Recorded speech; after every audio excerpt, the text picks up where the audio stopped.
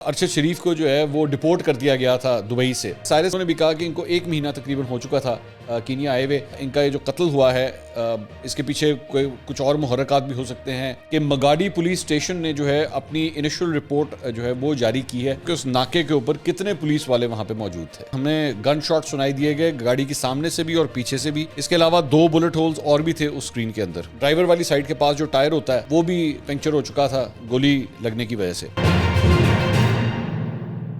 السلام علیکم ناظرین، میں ہوں منصور علی خان. اپنے ڈیجیٹل چینل کے اوپر آپ کو خوش آمدید کہوں گا. ناظرین، ارشد شریف صاحب کے حوالے سے ہم نے پچھلی ویڈیو کے اندر بھی بڑی تفصیل سے بات کی تھی. میں اس سٹوری کو مزید اس کے اوپر کام کر رہا ہوں اور اب چند چیزیں جو میں آپ کے سامنے پیش کرنے لگا ہوں، یہ بڑی ایکسکلوسیو انفارمیشن ہے. میں اب تک دیکھ رہا تھا کہ پاکستانی میڈیا کے اوپر، اب تک جب یہ ویڈیو ریکارڈ ہو رہی ہے، میں دیکھ رہا تھا کہ پاکستانی میڈیا کے اوپر جو بھی ریلائی کیا جا رہا ہے وہ یا تو پاکستانی ایمبیسی جو انفارمیشن شیئر کر رہی ہے یا پھر جو کینیا کے اخبارات ہیں ان کی جو سٹوریز بنی ہوئی ہیں صرف وہ چیزیں جو ہے وہ شیئر کی جا رہی ہیں. اس کے علاوہ زیادہ انفارمیشن جو ہے انڈیپینڈنٹ سورسز سے کنفرم نہیں کیا جا رہا کہ کیا ہو رہا ہے. اس لیے میں نے سوچا ہے کہ میں ذرا دوسرا رخ اختیار کروں گا، دوسرا راستہ اختیار کروں گا، تاکہ وہ سوال جو اس وقت آپ کے ذہنوں میں ہوں گے یا اس وقت پاکستانی عوام سوچ رہی ہے اس حادثے کی وجہ سے، وہ میرے خیال میں کلیئر ہونے چاہیے. میں نے اس وقت رابطہ کیا ہے ٹیلی فون لائن کے اوپر. اس وقت میرے ساتھ موجود ہیں سائرس امباٹی. سائرس امباٹی کون ہیں؟ یہ کینیا کے ایک صحافی ہیں اور یہ پہلے صحافی ہیں جنہوں نے ارشد شریف کا جو قتل ہوا ہے اس کے اوپر رپورٹ کیا تھا. سب سے پہلی خبر جو ہے وہ انہوں نے خبر بریک کی تھی. تو سائرس امباٹی ہمیں کینیا سے جوائن کر رہے ہیں. میں نے ان سے رابطہ کیا ہے. وہ میری گفتگو ان کے ساتھ انگلش میں ہوگی، لیکن میں ساتھ ہی ساتھ اپنے سوال کو آپ کے لیے ٹرانسلیٹ بھی کروں گا اردو کے اندر، اور ان کا جواب بھی جو ہے وہ ہم ٹرانسلیٹ کر کے آپ کو سنائیں گے تاکہ آپ کو سمجھ آ سکے کہ وہ کیا کہہ رہے ہیں. Cyrus, thank you so much for joining us. Cyrus, you were the first one who actually gave the story on the Star about journalist Arshad Sharif's murder. So, can you share with us what sort of details you have up till now? How much information have you been able to gather up till now? Cyrus, میں آپ سے یہ پوچھنا چاہوں گا کہ ابھی تک آپ نے سب سے پہلے یہ سٹوری دی تھی سٹار اخبار کے اندر ارشد شریف کے قتل کے حوالے سے. ابھی تک کی کیا انفارمیشن آپ کے پاس ہے؟ اب تک کیا کیا معلومات اکٹھی کر سکے ہیں آپ؟ Well, the police are saying that Sharif and his driver, who was also a Pakistani national. Police کہہ رہی ہے کہ ارشد شریف اور اس کا ڈرائیور جو پاکستانی شہری ہے ماگاڈی سے گاڑی چلا رہے تھے جو نیروبی سے تقریباً 100 کلومیٹر دور ہے. ہم نہیں جانتے کہ وہ ماگاڈی میں کیا کر رہے تھے کیونکہ ڈرائیور نے پولیس کو بتایا ہے کہ وہ وہاں ایک پروجیکٹ کر رہے ہیں. پولیس کے مطابق وہ پولیس کی جانب سے لگائی گئی روڈ بلاک یعنی کہ ناکے پر نہیں رکے. بظاہر اس سے پہلے نیروبی شہر میں ایک کار جیکنگ جس میں ایک بچہ بھی سوار تھا کے ایشو پر الرٹ جاری کیا گیا تھا، اور وہ کار جو اس میں انوالو تھی اس کو بھی اسی علاقے میں دیکھا گیا تھا جہاں پر روڈ بلاک لگایا گیا تھا. پولیس کا دعویٰ ہے کہ ارشد شریف کی کار ناکے پر نہیں رکی جس نے انہیں مجبور کیا کہ وہ فائرنگ کریں. انہوں نے تقریباً 10 گولیاں فائر کی. ایک گولی ارشد شریف کے سر پر لگی، باقی گولیاں ٹائرز پر لگی. پھر ڈرائیور گاڑی چلاتا ہوا ایک پاکستانی تک لے گیا جو اسی علاقے میں رہائش پذیر تھا، جہاں انہوں نے ارشد شریف کو فرسٹ ایڈ دینے کی کوشش کی، لیکن بدقسمتی سے ان کا انتقال ہو چکا تھا. جائے وقوع پر پہنچنے والی پولیس نے باڈی کو مردہ خانہ منتقل کر دیا، جہاں سے تدفین کے لیے باڈی پاکستان بھجوائی جائے گی. اس دوران یہ باڈی یہیں رہے گی کیونکہ پولیس کے پاس کوئی اختیار نہیں کہ وہ اس معاملے کا فیصلہ لے، جبکہ اس وقت تحقیقات کا آغاز ہو چکا ہے. Cyrus, can you tell us a bit about that area where this incident happened? Because according to your information, this incident happened on the highway actually. So that particular point where this incident took place, can you tell us more about that? میں Cyrus سے یہ سوال کر رہا ہوں کہ کیا وہ ہمیں اس جگہ کے بارے میں بتا سکتے ہیں جہاں پہ یہ واقعہ پیش آیا ہے، کیونکہ پہلے انہوں نے خبر میں رپورٹ کیا کہ ہائی وے کے اوپر پیش آیا ہے. میں اس پرٹیکولر ایریا کے بارے میں ان سے سوال کر رہا ہوں کہ اس کے بارے میں ان کے پاس کیا انفارمیشن ہے. The area is out of Nairobi, is isolated, is on a یہ highway. علاقہ نیروبی سے باہر ہے، یہ الگ تھلگ ہے، یہ ہائی وے پر ہے جو نیروبی سے تقریباً 60 کلومیٹر دور ہے۔ یہاں اندھیرا ہوتا ہے، روشنی نہیں ہے۔ میرا مطلب ہے جہاں پولیس نے روڈ بلاک کیا تھا۔ اگر آپ اس سڑک کو باقاعدہ استعمال نہیں کرتے تو آپ نہیں جان سکتے کہ آگے روڈ بلاک ہے۔ غالباً ارشد شریف اور اس کا ڈرائیور آئے اور انہوں نے سوچا کہ ڈاکوؤں نے سڑک کو بلاک کیا ہے، یہ جانے بغیر کہ پولیس ہے اور اس کو گولی مارنے کا حکم دیا گیا تھا، اور اسی وجہ سے وہ مارے گئے۔ It's unfortunate they died. Cyrus, in Pakistan, Arshad Sharif was forced to leave this country due to some safety concerns and due to some of the stories that he had done over here. And he was worried about his life also. That is the reason that he had to go away from the country. So in Pakistan, there are a lot of different theories being discussed right now on the social media, in the mainstream media, about this murder. Do you or any of the authorities over there smell some sort of a foul play or some sort of a conspiracy behind this murder? میں Cyrus سے یہ پوچھ رہا ہوں کہ پاکستان کے اندر ان کو جان کا خطرہ تھا جس کی وجہ سے انہیں ملک سے جانا پڑا، اور اس وقت ظاہری بات ہے جب سے یہ خبر آئی ہے تب سے یہ باتیں ڈسکس ہو رہی ہیں کہ ان کا یہ جو قتل ہوا ہے اس کے پیچھے کوئی کچھ اور محرکات بھی ہو سکتے ہیں، کہ چند ایسے لوگ ہو سکتے ہیں جنہوں نے شاید ان کو قتل کیا ہو ایک خاص پلان کے تحت۔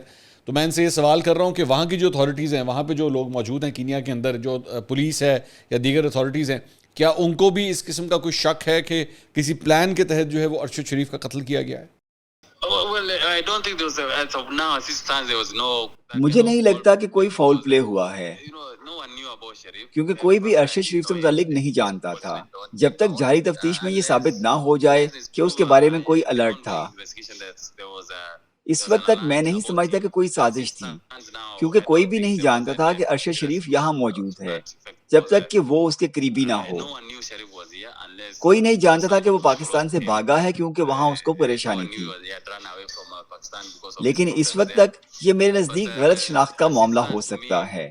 It might have been a case of mistaken identity. Cyrus, I wanted to ask about the incident itself now.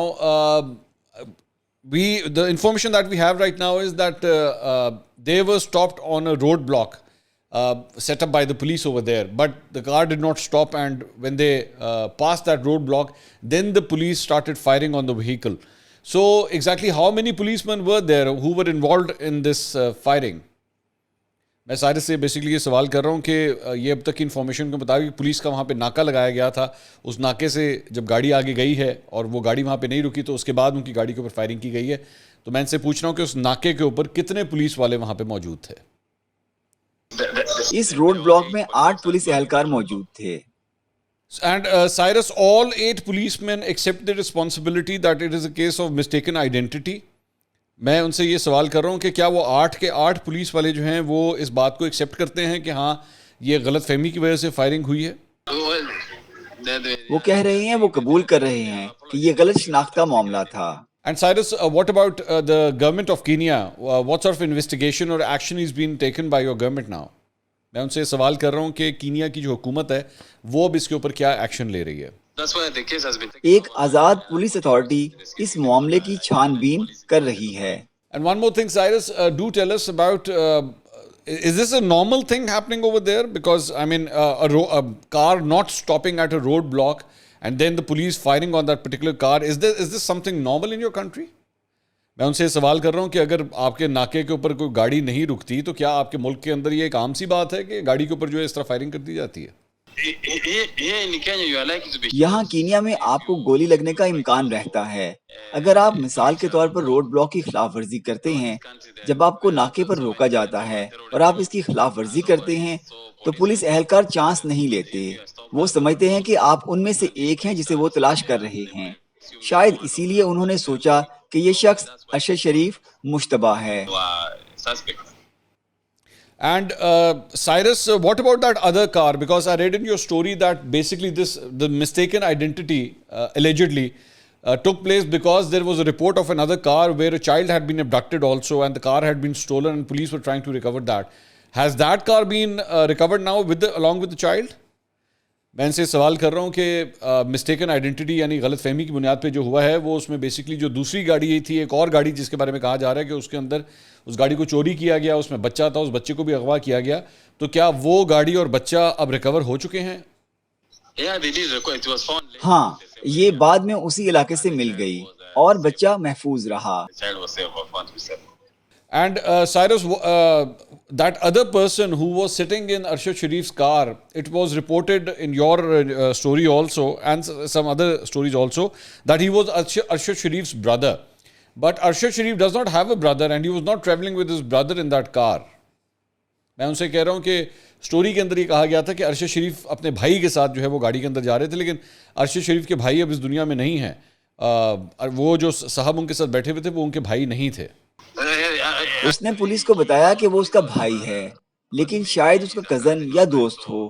شاید اس نے اس لیے ایسا کہا ہو کہ میں ارشد شریف کا بھائی ہوں کہ اس میں آسانی ہے، لیکن آپ نے بتایا کہ ارشد شریف کا کوئی بھائی نہیں ہے۔ And Cyrus, can you tell us since how long Arshad Sharif was in Kenya? میں ان سے پوچھ رہا ہوں کہ ارشد شریف کتنی دیر سے کینیا کے اندر تھے؟ ہمیں ٹھیک سے نہیں معلوم کہ ارشد شریف کب کینیا آئے، لیکن ہمارا اندازہ ہے کہ وہ دبئی رہے، پھر لندن گئے اور اب تقریباً 1 مہینہ پہلے کینیا آئے۔ Thank you so much Cyrus for all this information. ناظرین، سائرس امباٹی ہمارے ساتھ موجود تھے، کینیا کے یہ صحافی ہیں، ساری انفارمیشن انہوں نے آپ کے سامنے شیئر کی۔ 8 پولیس اہلکار ہیں جنہوں نے ارشد شریف کی گاڑی کے اوپر یہ فائرنگ کی ہے، جس میں ایک بلٹ جو ہے وہ ان کے سر کے اندر لگی ہے۔ میں بہت سے لوگوں نے مجھے میسیجز بھی کیے ہیں کہ جی ان کی کوئی تصویر اگر ہے، میرے پاس تصویر موجود ہے، میں شیئر نہیں کروں گا، برائے مہربانی مجھے میسیجز مت کیجیے۔ میں اس قسم کی صحافت نہیں کرتا کہ میں ڈیڈ باڈیز کی تصویریں جو ہیں وہ میں آپ کے سامنے رکھ دوں، میں یہ نہیں کر سکتا۔ مجھے پتہ ہے سوشل میڈیا کے اوپر کافی وہ چل رہی ہے، بہت سے اکاؤنٹس جو ہیں وہ ان چیزوں کو شیئر کر رہے ہیں۔ I am sorry but I can't do that, ایک بات۔ دوسری بات یہ ہے کہ میرے پاس ایک اور انفارمیشن یہ ہے کہ مگاڈی پولیس اسٹیشن نے جو ہے اپنی انیشل رپورٹ جو ہے وہ جاری کی ہے، میں وہ بھی اب آپ اسکرین کے اوپر آپ دیکھ سکتے ہیں۔ اس انفارمیشن کے اندر کیا ہے وہ بھی آپ کے ساتھ ڈسکس کر لیتے ہیں۔